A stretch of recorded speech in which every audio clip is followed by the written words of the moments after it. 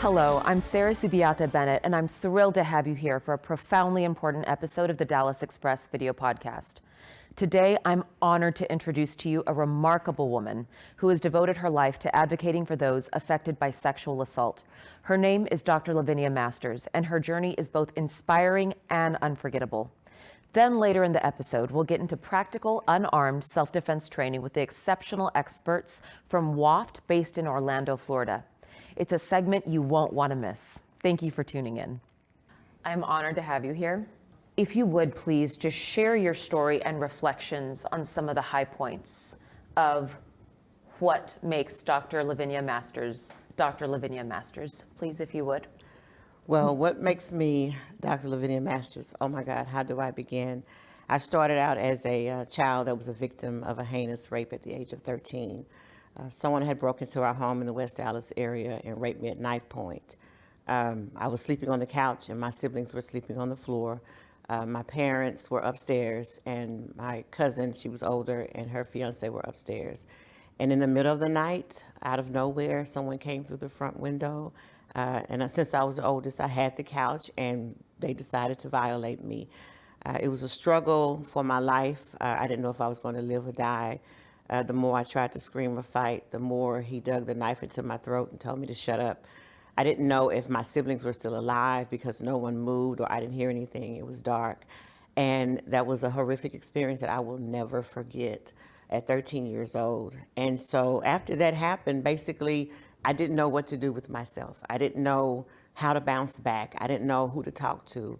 I didn't know if I didn't even know I needed healing. I didn't even know I needed therapy. I didn't even know I needed to move past that. I just thought, it happens, deal with it, put that mask on, pretend to be a strong Black woman through the process while you're hurting, you're paining, you're crying out for help, you're devastated, you don't know if you're coming or going, and you're just trying to live and navigate life. And no one explained to me that that was not the way to be. That was not true survivorship. I was just among the walking dead is what I called it. And so my mother, I later learned in life that she had also been a victim. So she didn't know how to help me. It traumatized her. It re-traumatized the entire family. The police department at the time, unfortunately, they weren't any help. When they came to investigate, they asked me, are you sure it wasn't your boyfriend? Are you sure you didn't let him in the window? And are you sure you're not having sex and don't want your parents to find out? I was devastated with that. I'm like, I have a whole smile cut in my throat. My hair is all over my head. I'm blooded, bruised, never been with anybody. And this is what you asked me in front of my family. So that was like my second traumatization. And I was like, how do I bounce back from this? I eventually met my husband when I was 18, and that was funny to me in a sense because all of this happened at 13, but it's like he was a godsend. We're still married today, 35 years later. Wow. But he was like my protector. He never dealt with a rape victim, but it was like he was designed especially for me. He listened to me, he talked to me, and he was like, it's gonna be okay, I'm here to help you. And I didn't know, I still didn't know, but I realized in my marriage about 5 years in, that it was still unhealthy for me. It was still toxic for me. I was still angry. I was bitter. Those emotions kept rising because now I have a family. I have a son now. I'm trying to remain intimate and remain normal in this, normalizing this, but it's not normal to me. You know, my mind is if a man wants something, he's going to take it anyway. If he decides to do anything, this was how I thought, and it was very unhealthy. And I remember my husband telling me, because I told him, honestly, I wanted a divorce. I said, I can't wear this mask. I can't do this. And I tried to end my life. And it was just horrific. And he told me to turn to my first love. And I was like, I thought you were my first love. And he said, no, when I met you, you told me how you were raised as a child in church, a woman of faith, how your grandmother and your mother always taught you things and scriptures and all of this good stuff. And so I was like, okay, I guess I'll try that out. And I just expressed myself in writing. And then I just began to pray and I began to meditate and I began to talk about, you know, those things more that happened to me. And releasing it is what I realized. I was releasing those toxins because they were so toxic to me. And we didn't live in a society then where they talked about sexual violence. And if they did a movie or if they did a story, they would, either digitize the victim's face, or you would only see their hands, or their voices would be like it's a robot or something, or a movie would make the insinuation that an assault was happening. And if you're young and you're not understanding, you're like, what's really happening?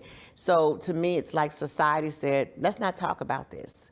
I don't know if it's because they're embarrassed that they're doing these crimes, or I don't know, but it put more shame on me as a victim, as if I'm not supposed to talk about this. But yet I felt like rape was tattooed across my forehead.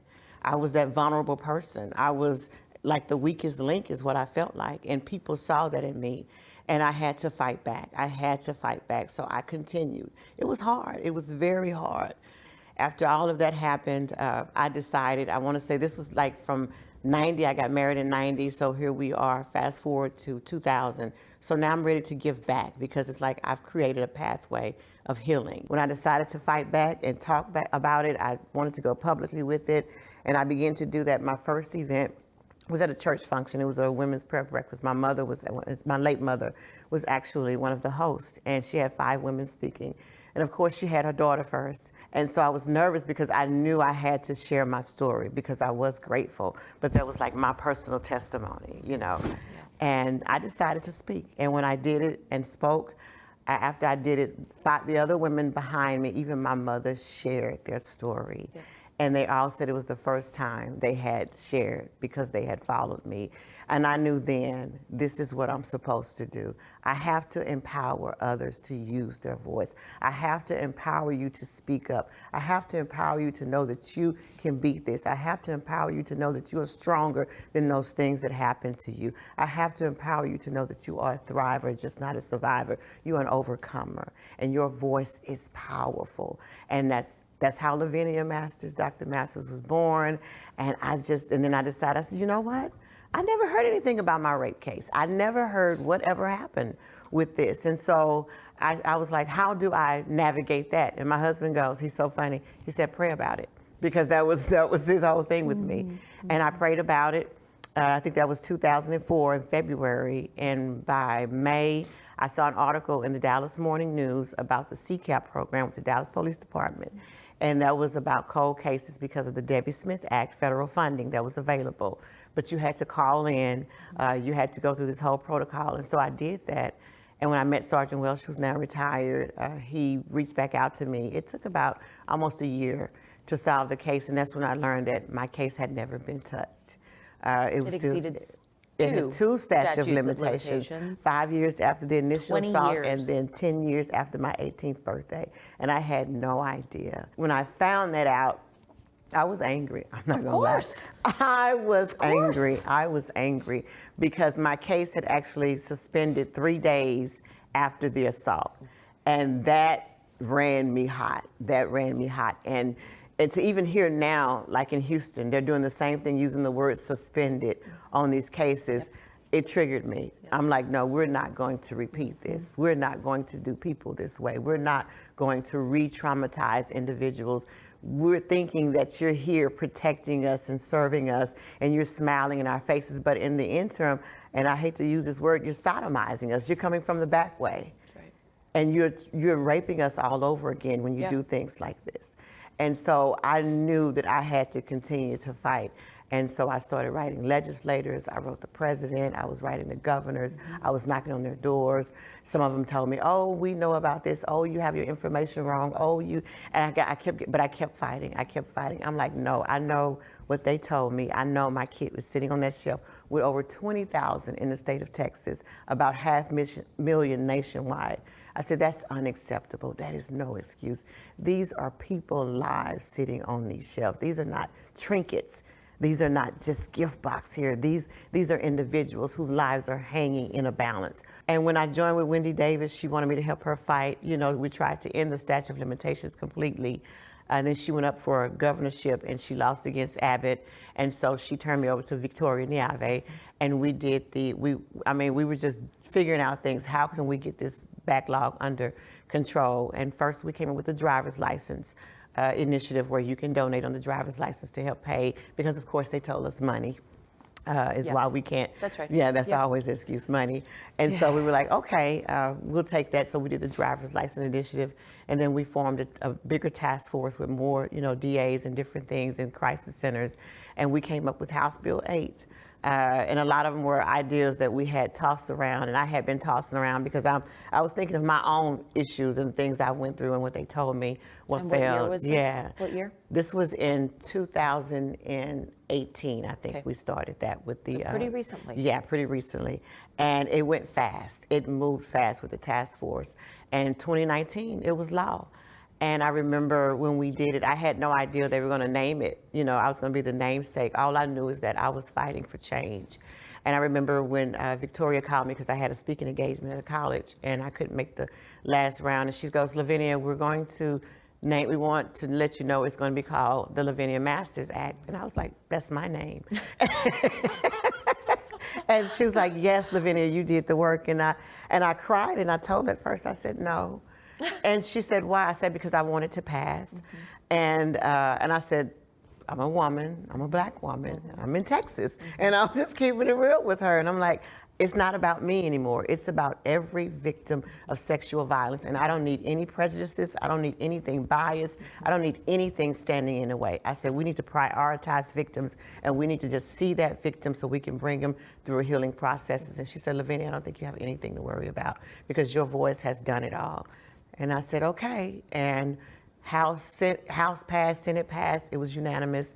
And that was in June of 2019, and September the 1st, the Lavinia Masters Act was born. And that was so empowering to know because it was confirmation to me that as a victim, that if you fight back and if you don't give up and if you use your voice and you realize the power that you have and what you can do and speaking and supporting others, and not being selfish in the process. That's why I say it's not a competition.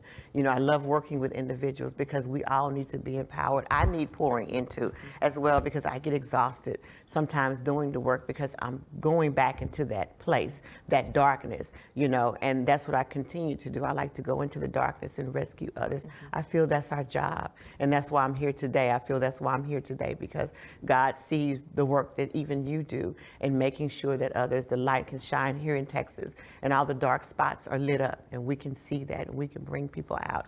And that's how, I know it's a long story, but that's how Dr. Masters. Every bit of it is so critical Yes. to the entire picture.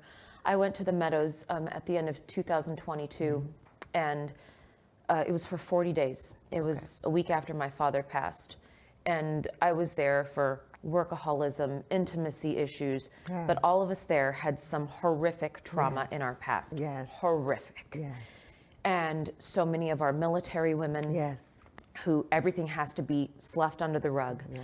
And you had the good fortune of having a mother who said, no, you need to tell your story. Yes. I had a mother that said, everything stays a secret. Yes. Everything that's gone wrong in your life, everything this, everything. So those masks, they build over time. And in the beginning, that's what she did. Yeah, of course. Yeah. I understand. I'm a Latina. I get it. Yes. Whenever you come from a family like mine, probably yours, who doesn't have much, you just want to put your best foot forward. Yes. Although you were a victim of sexual abuse and violence, you became a warrior. Yes. You chose not to live in Yes. victimhood. In 2023, Dallas, I'm just going to list some numbers. 6,404 aggravated assault crimes, 359 rape crimes, 246 murder and non-negligent manslaughter crimes, 179 abductions or kidnapping crimes, 49 sexual assaults with a weapon, 62 human trafficking crimes. Dallas is an epicenter for human trafficking. I had the ability to actually go seek treatment. It costs a lot of money. Yes, it does. A lot of money. Yes, it does. Are there any affordable or complementary support services that you recommend for any support or for any survivors who are seeking help? Well, I recommend that they can first reach out to TASA, their website. And what TASA does, they list all of the resources for crisis centers or different therapies that they can go through. And a lot of them are affordable or free. And it doesn't matter how long ago the sexual violence occurred to you, as long as you're ready to move forward. And they have every listing, TAASA, Texas Association Against Sexual Assault, and I'm also a part of their Sexual Assault Advisory Board with TASA. And I still make myself available. I know I can't help everybody in Texas, but I still try. You can always reach out to me and say, Lavinia, I feel like I'm at a dead end. Nobody's helping me. Give me a call. Go on send me an email. I promise you I would do all I can to get the help that I can for you, because I'm like no victim left behind. The fact that you have been this champion for so many of us brings me to my knees. Thank you. Thank you. Thank you. Now, let's take a journey to East Texas for an exclusive self-defense training session with the unparalleled scenario experts from WOFT. You won't want to miss seeing this training firsthand, so stay tuned for an experience you will not forget. I'm Philip Toppino, the founder and director of WOFT. WOFT stands for Where Our Families Train. We've been doing this now for over 15 years. Wanted to bring something special to Texas, so they lured me out of Florida. We want to help show a higher level experience for safety, and so we're really excited.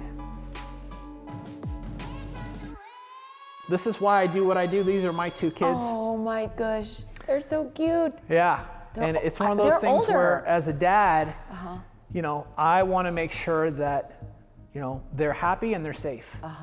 If they're happy and they're safe and they grow up, and I've done my job. And I could not live with myself, so Tiffany asked me earlier, it's like, why, what got you into doing this? And it was something that I wanted to be my family's own first responder, and I wanted to be their protector. That's my job. And when I'm not with my family, I'm not with my wife, I want her to be safe.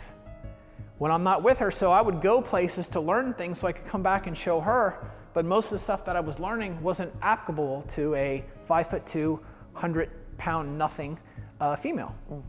And so I traveled the country for many years and trained with a lot of people.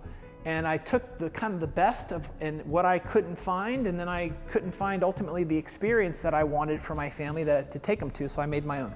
So I want you to turn on the flashlight. Now on the side here, there's a little button, okay? It's a little black button. So push that once, and you'll see now it turns to a low light setting. Now it's on, but it's called Firefly. That's only like 60 lumens, very, very small. This is how you use to find your car keys. Right, you can look around, and it's now at night, and this is something that last night Sarah turned the lights off and we're walking up the stairs in the dark. So here, on the side here, there's a little black button, so turn it back on. So this is what makes my flashlight different than every other flashlight. Other flashlights on the market, every flashlight on the market, once you get it in that mode, it's stuck in that mode, you have to cycle through it. So with mine, once you hit that button, if you turn it off and turn it back on, it defaults to the brightest setting. So you can't mess it up. Yes. You didn't know that, see? I just noticed, earlier, like tinkering just now. You turn it off, turn it back on, it defaults. So it's something that this is programmed for self-defense. So at night, when you turn your lights off and you push it to yourself, you turn it on, and then you push it once, and now it goes to that low setting. So instead of sitting here going, oh God, turn it so bright, push it to yourself, turn it on, and then you can push it once, and now you won't bleed your eyes out. You won't lose your night vision. I want every teacher in the country to have a flashlight. That will help get them more inspired and empowered to engage with the safety of their classroom. See, so everyone now with your flashlight, strobe me in the eyes. It doesn't, yep. See, go on. See, like this is where you startle and intimidate.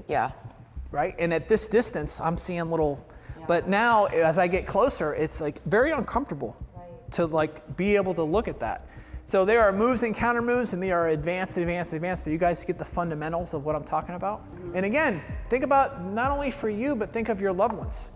For me, it's just that age, you know, for kids, that I think that's exactly why for me, even though there might be a personal level with certain types of, you know, self-defense stuff, it's the what can my kids use?